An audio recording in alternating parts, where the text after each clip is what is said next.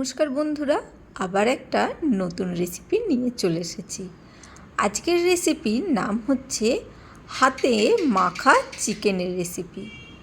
হাতে মাখা চিকেন কিভাবে কি করলাম চলো দেখে নেওয়া যাক। খুব সহজ।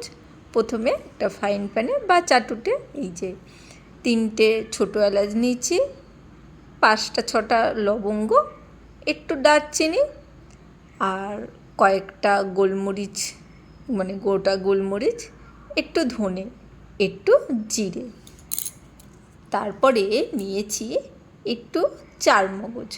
এগুলোকেই হালকা করে নাড়াচাড়া করে নেব।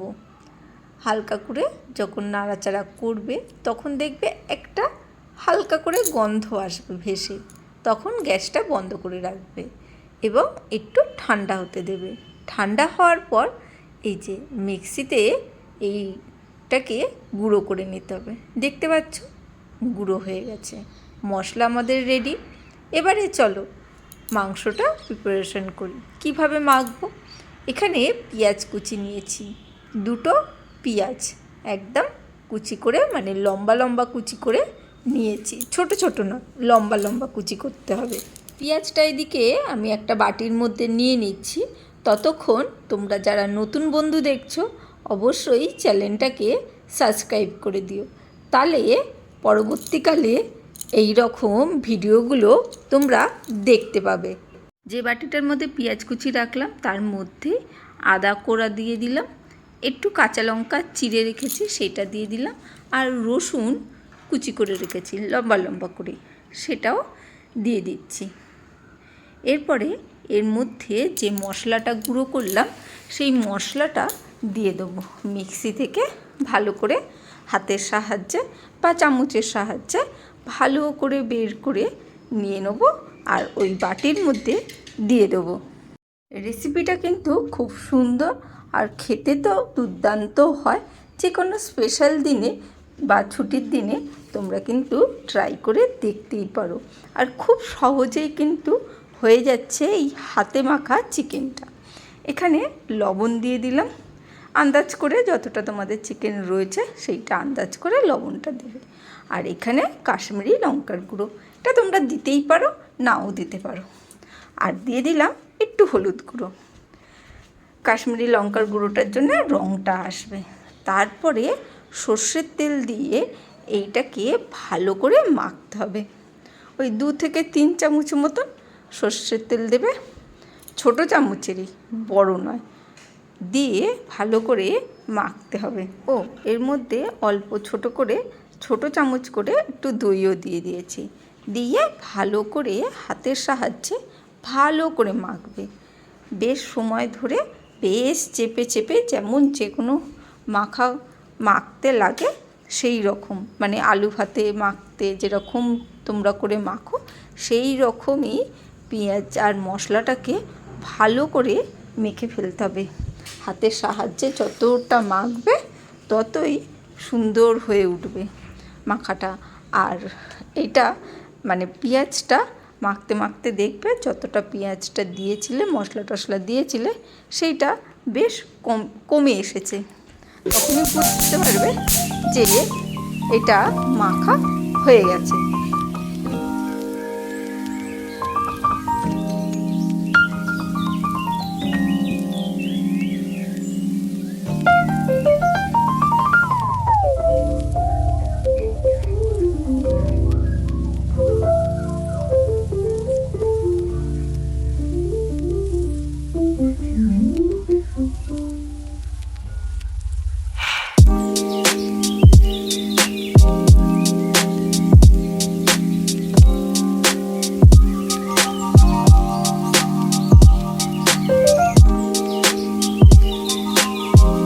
আর মাখা হলে মিক্সি থেকে ধুয়ে, মানে মিক্সিতে গুঁড়োটা করা হয়েছিল সেই মিক্সিটা ধুয়ে একটু জল, মানে ওই 1 কাপ মতন জল দিয়ে হাতটা ধুয়ে নেবে। মানে বেশি জল দেবে না, ওই 1 কাপ মতন জলে হয়ে যাবে কিন্তু। ব্যাস এটাকে রেখে দিলাম। আর এখানে মানে একটা ফ্রাইং প্যান বা কড়া গরম করে নেবে, তার মধ্যে দিয়ে দিলাম সাদা তেল বা সর্ষের তেল, যেটা ইচ্ছা, এখানে কোনো ব্যাপার নেই। তার মধ্যে একটু চিনি দিয়ে দেব, 1 চামচের মতন। চিনিটা একটু গরম হতে দিতে হবে।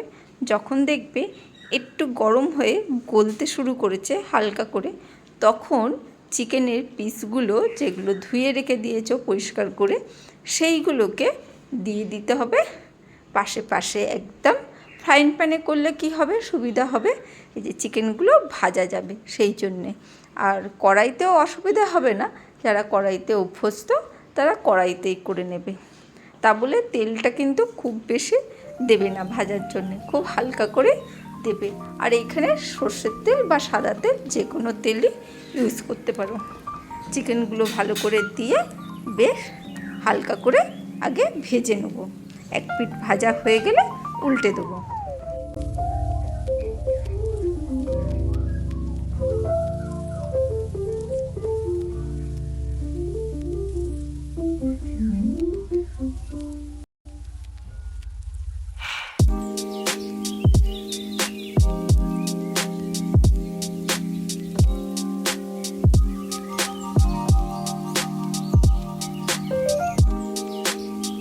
এদিকে দেখতে পাচ্ছ চিকেনগুলো হালকা করে ভাজা হয়ে গেছে। এবারে যে মশলাটা মেখে রেখেছিলাম সেইটা দিয়ে দিলাম মুরগির ওপরে। একদম মশলাটা সমেত, পুরো জল সমেত মশলাটা পুরো দিয়ে মাংসটাকে চাপা দিয়ে দেবে। মানে মশলায় যেন মাংসটা ডুবো ডুবো হয়ে থাকে। তারপরে বাটি থেকে বাটিটা অল্প একটু ধুয়ে জল দিয়ে দিলাম, খুব অল্প সামান্য, 1 কাপও নয়, 1/2 কাপেরও কম জল দিয়ে ধুয়ে এখানে মুরগিটাকে চাপা দিয়ে রাখতে হবে। মুরগিটা মানে মশলাটা যাতে পুরো গায়ে মাখো মাখো হয়ে থাকে সেই জিনিসটা কিন্তু খেয়াল রাখতে হবে। এখানে যেহেতু ফ্রাইং প্যানে, সেহেতু সারা দিকে ছড়িয়ে আমি ওটাকে চাপা দিয়ে দিলাম।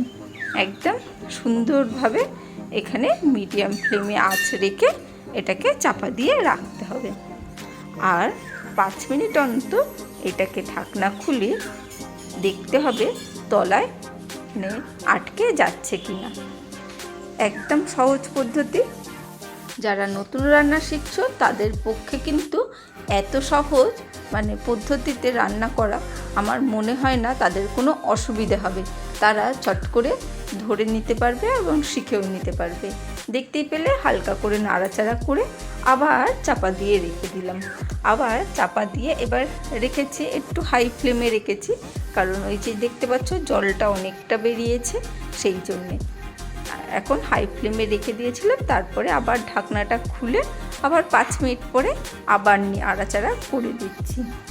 একদিন অবশ্যই এইভাবে হাতে মাখা চিকেনটা করে দেখবে, খুব ঝটপট হয়ে যাবে, বেশিক্ষণ লাগবে না, কোনো মশলা কষারও মানে ঝামেলা নেই। আর খেতে কিন্তু একদম অন্য রকম লাগবে, বাড়ির লোকে কিন্তু অবাক হয়ে যাবে। অবশ্যই যে কোনো স্পেশাল দিনে একবার অবশ্যই ট্রাই করতে পারো।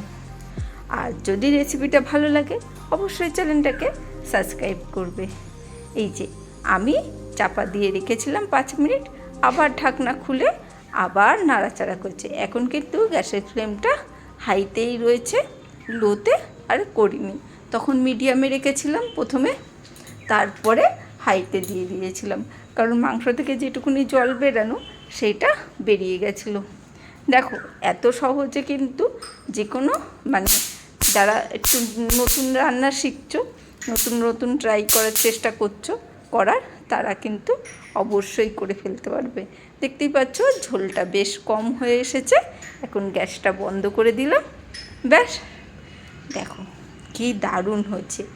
এবারে গরম ভাতের সাথে হোক, রুটির সাথে হোক, লুচির সাথে হোক, বা পোলাও, ফ্রাইড রাইস, যার সাথে হোক, যে কোনো জিনিসের সাথে এই হাতে মাখা চিকেনটা কিন্তু ট্রাই করতে পারো।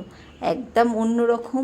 ওই যে সর্ষের তেল দিয়ে মাখা হয়েছিল না মশলাটা, তার জন্যে একদম কিন্তু অন্যরকম স্বাদে বা অন্যরকম লেভেলের রান্নাটা হবে। মানে রোজকার রান্না যেরকম হয় সেই স্বাদটা কিন্তু আসবে না, এর স্বাদ বা গন্ধটা আলাদাই হবে। চলো আজকের জন্য বাই, আবার দেখা হবে অন্য দিন।